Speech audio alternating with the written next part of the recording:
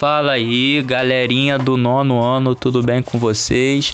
Espero que sim. Primeiramente, mando um grande salve aqui para todos que estão assistindo este canal, que chegaram aqui, seja você aluno, seja você um visitante, um curioso, que está por aqui para aprender mais sobre história. Tamo junto no ato e fechamos aqui com o aprendizado, é nóis.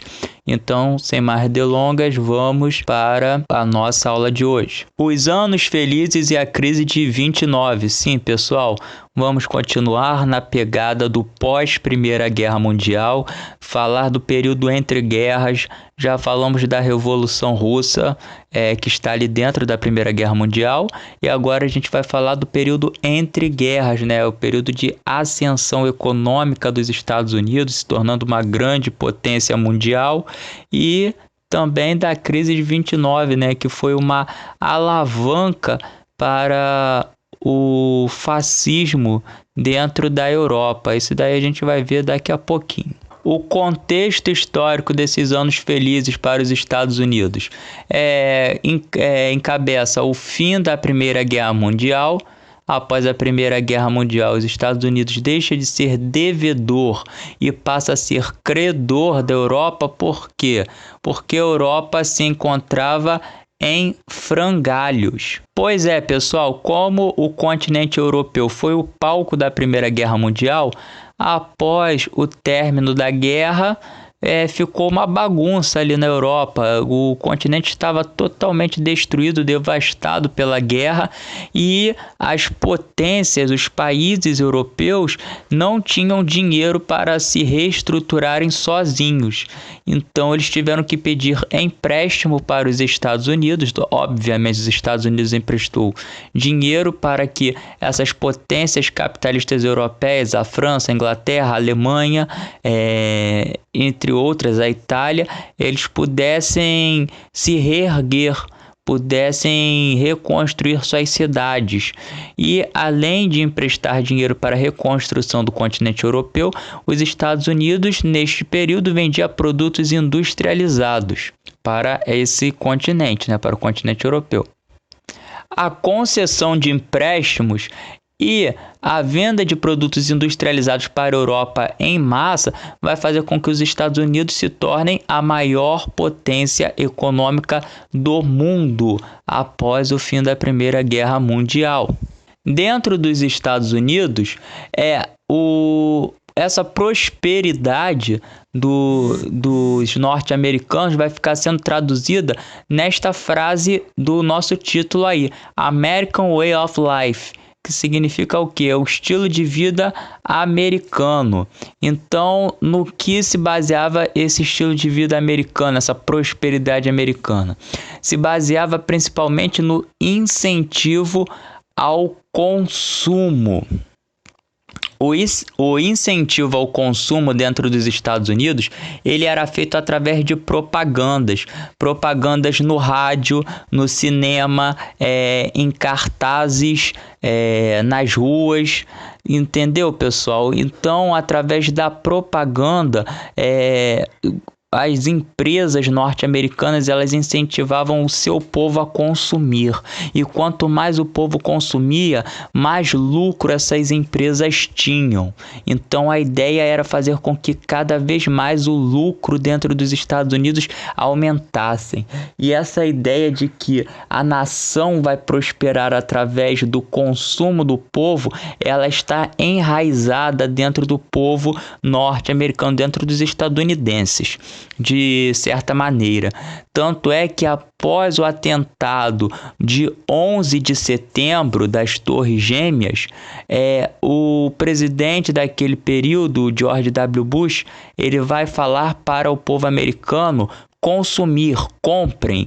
Ao invés dele dar uma palavra de conforto, de alento à população por aquele atentado, não. Ele chegou na frente da televisão e falou: comprem, consumam nossos produtos, porque através do consumo, o que ia acontecer? Ele acreditava, a economia norte-americana não iria sofrer uma crise econômica, um baque econômico devido ao atentado do 11 de setembro, e conseguiria se manter como grande potência econômica mundial, e assim poderia atacar a Al-Qaeda em seu próprio território.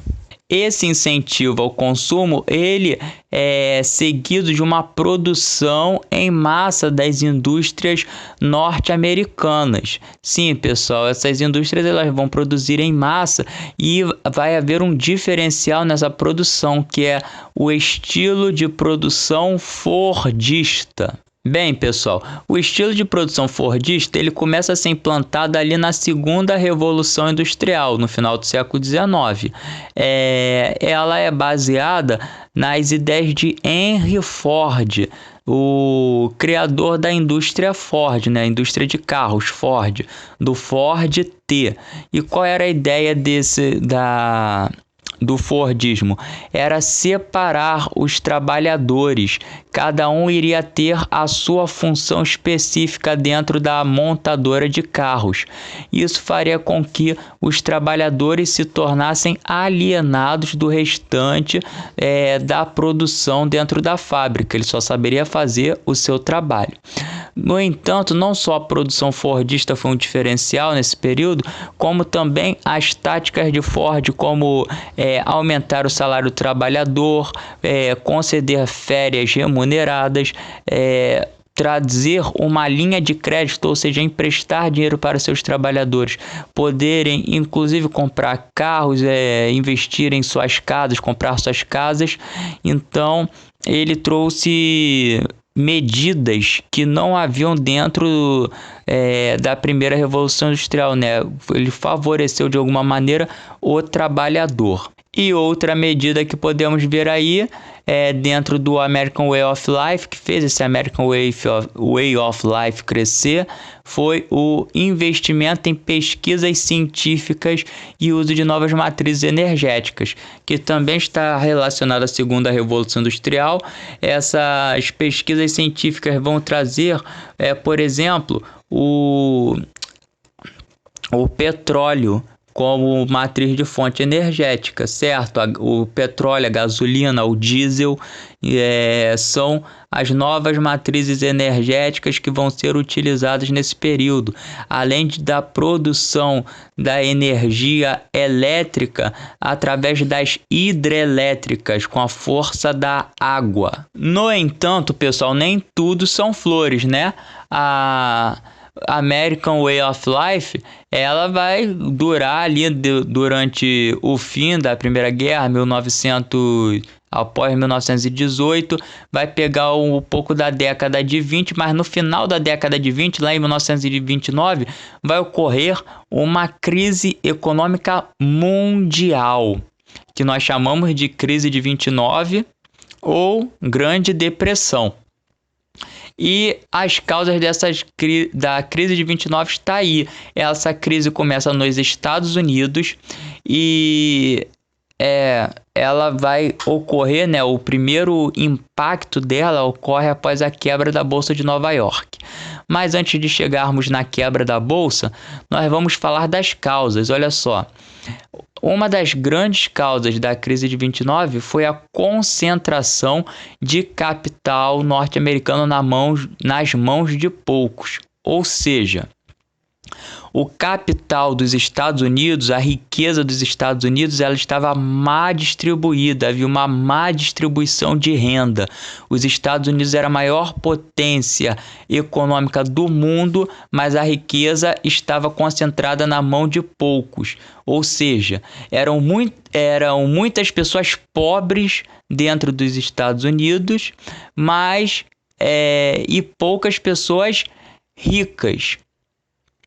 Isso quer dizer o quê? Que com poucas pessoas ricas e uma potência econômica mundial, havia uma má distribuição de renda. É mais ou menos o que ocorre no Brasil. Quando o Brasil, lá em 2008, por exemplo, ele se tornou a quinta maior potência econômica do mundo. Era a quinta maior potência econômica do mundo, porém a riqueza estava má distribuída.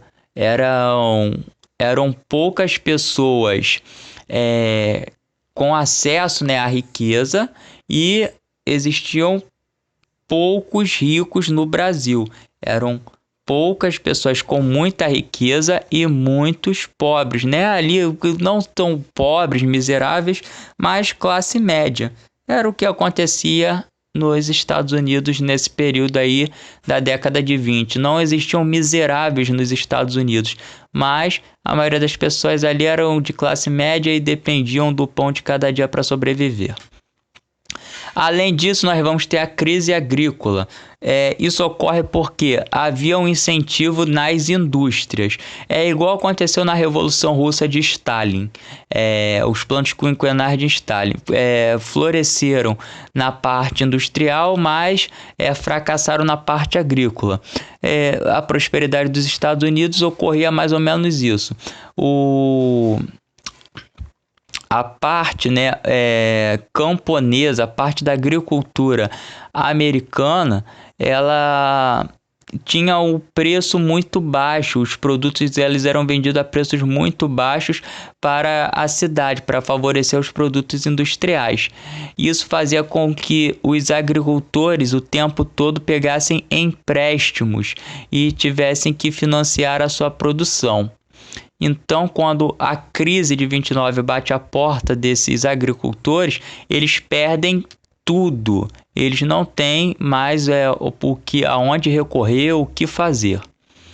E, além dessas causas internas para a crise de 29 dentro dos Estados Unidos, existem as causas externas, porque em 1929 a Europa já estava totalmente restabelecida dos frangalhos que haviam ficado da Primeira Guerra Mundial. As nações europeias já haviam retomado suas indústrias, ou seja, as indústrias europeias já estavam funcionando a todo vapor, então elas não precisavam mais de tantos produtos industrializados vindo dos Estados Unidos. Além disso, com a recuperação das indústrias europeias, eles conseguiram pagar os empréstimos para os Estados Unidos. Eles quitaram seus empréstimos e conseguiram gerar lucro, ou seja, os Estados Unidos deixou de vender seus produtos industrializados e parou de emprestar dinheiro para as nações europeias, o que fez com que houvesse uma crise de superprodução dentro dos Estados Unidos, do momento que as indústrias não pararam de produzir a quantidade de produtos que produziam anteriormente, e esses produtos começaram a ficar presos dentro dos estoques, porque não tinha para quem vender, certo? E aí, pessoal, nós vemos a consequência da crise de 29.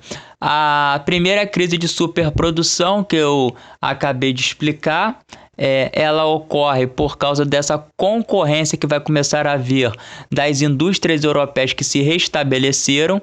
Então, as indústrias norte-americanas elas não pararam de produzir os seus produtos, e isso fez com que os produtos industrializados norte-americanos eles ficassem presos em estoques, porque os norte-americanos não conseguiam comprar todos aqueles produtos. Eles não tinham mais para quem vender, né, dentro da Europa, e nem vendiam em grande quantidade assim para o restante do mundo. Então esses produtos terminaram ficando presos dentro das indústrias norte-americanas. Com tantos produtos presos dentro de seus estoques e com as ações, né? Porque nesse tempo a gente já está falando de um capitalismo financeiro, então essas indústrias elas tinham ações na Bolsa de Valores, e essas ações se valorizavam a cada dia mais e mais através da especulação. Porém, essas indústrias não vendiam mais como antes. Então, na verdade, era para o preço das ações dessas indústrias estarem caindo, e não estavam caindo. Elas estavam aumentando e as pessoas comprando ações na bolsa. De repente, em 1929, aparece a realidade. As ações da Bolsa de Nova York, elas começam a cair. E quando todas as ações começam a cair de maneira derradeira, ocorre o crash da Bolsa de Nova York. O que é crash? É uma quebra da Bolsa.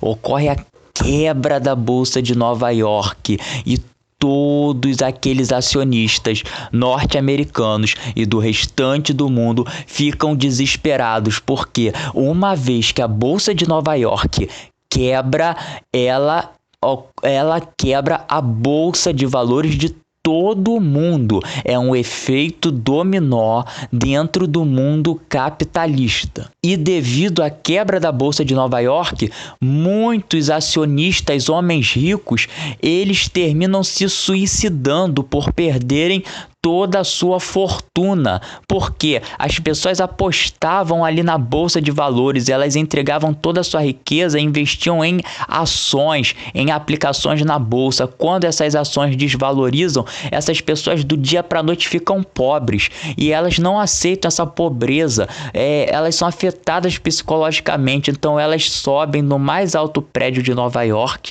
que nessa época era o Empire State, e elas pulam do último andar do Empire State e se jogam lá embaixo. Então começou a ocorrer a queda de corpos em Nova York. As pessoas falavam: andem de guarda-chuva. Por quê? Porque a qualquer momento você pode ver um corpo caindo em cima da sua cabeça. Eram os burgueses que não aguentaram falirem, se tornarem pobres e terminavam se suicidando. Isso também ocorreu no Brasil. Muitos barões do café se suicidaram ao perder toda a sua fortuna com a quebra da Bolsa também de Valores do Brasil, que fez com que o preço do café caísse nesse período. E devido à quebra da Bolsa de Nova York, as pessoas elas pediam cestas básicas, elas iam para a fila pedir essa assistência de quem poderia doar uma bolsa de alimento ou então dinheiro, porque ocorreu uma massa de desempregados devido à crise econômica.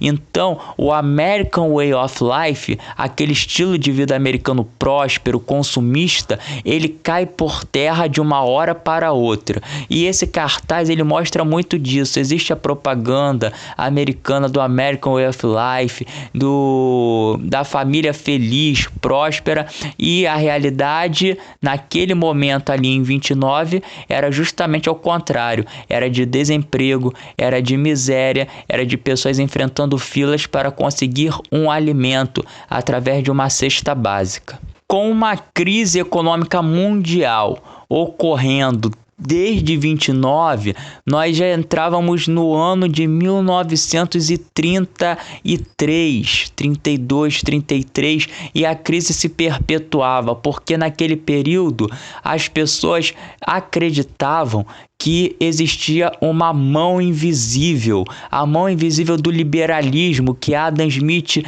defende, de que não deve haver a interferência do Estado na economia, mas deve haver o livre comércio, porque a economia naturalmente irá se desenvolver. Mas nesse período a economia ela sofreu uma crise tão grande, mas tão grande, que ela não estava conseguindo se restabelecer.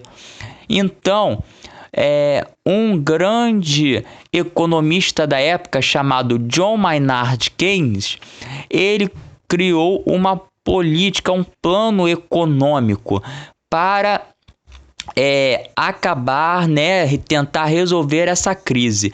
Ele defendia o seguinte, Keynes: a intervenção do Estado na economia. Isso quer dizer o quê? Quer dizer que o Estado poderia agir, investir dinheiro, fazer planos de ações para recuperar a economia do país. Ele não precisava esperar a economia, de certa maneira, se curar sozinha, naturalmente, com a mão invisível do liberalismo econômico. Não. O Estado deveria ajudar a economia a se recuperar. Essa é a defesa de Keynes. E essa política da intervenção do Estado na economia, ou seja, o Estado investindo dinheiro dentro do país para salvar o país daquela crise econômica, é chamada de keynesianismo.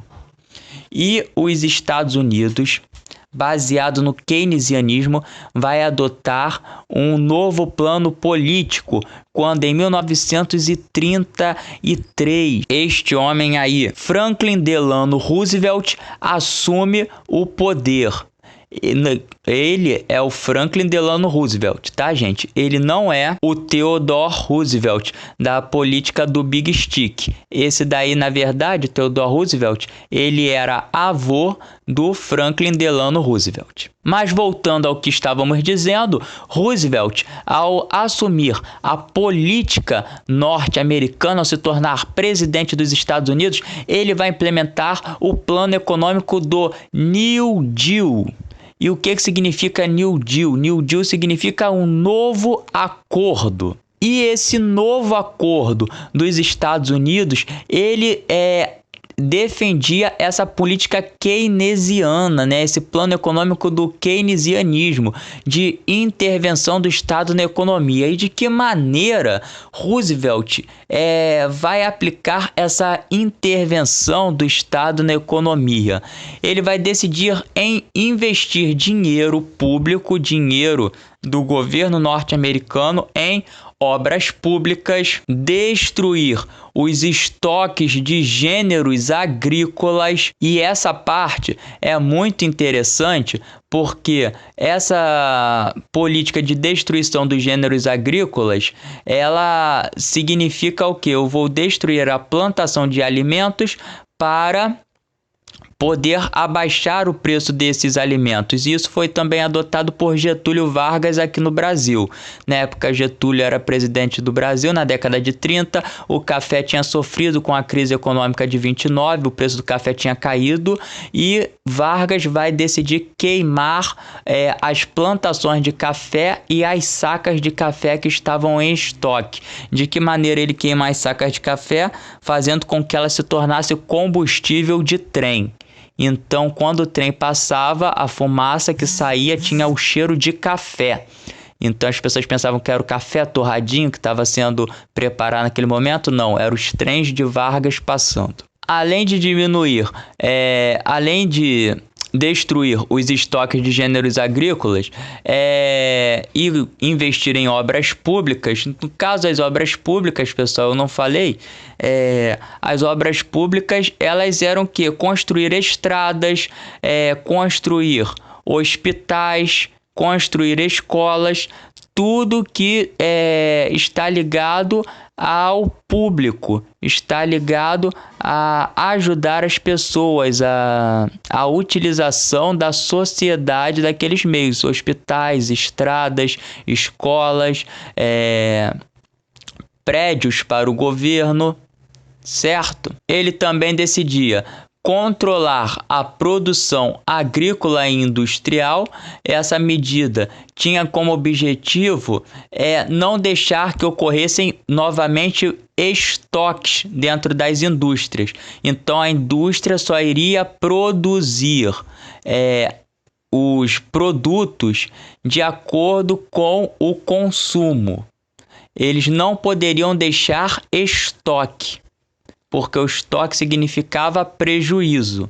Então, não poderia haver estoque nem nas indústrias, nem na produção agrícola. Então, isso daí era controlado pelo Estado, pelo governo.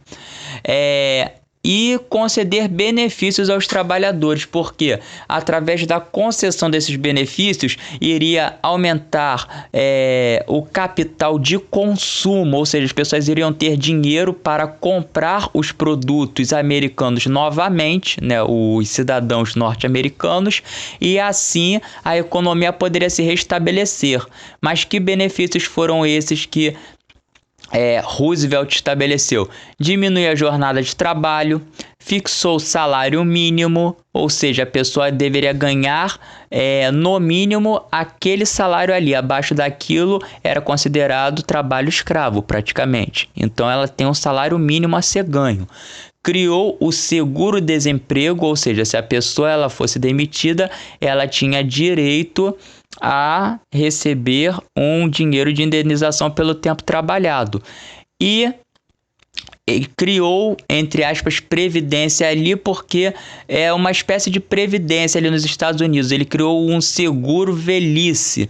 Então, as pessoas que se aposentavam, que eram maiores de 65 anos, elas tinham direito a uma pensão do governo pelo tempo trabalhado. É como se fosse o nosso INSS hoje em dia. Agora, vocês adivinhem quem adotou essas medidas de benefício para os trabalhadores aqui no Brasil.